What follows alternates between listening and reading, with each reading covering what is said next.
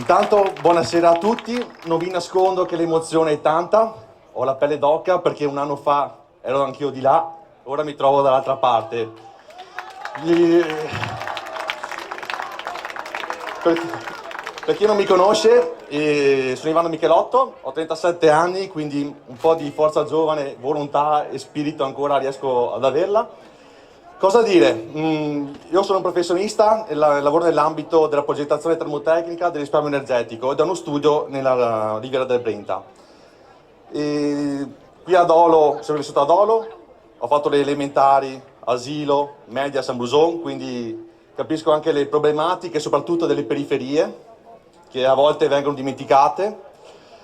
Tra l'altro sono un volontario della Croce Verde e ne approfitto per fare un grosso applauso a tutti i sanitari, protezione civile, tutti i volontari che durante il Covid si sono veramente messi in campo per questa dura battaglia. E non vi nascondo che sono fiero di far parte di questa squadra, insomma. Sono poi un donatore dell'Avis, quindi nel mio piccolo cerco di fare quello che posso.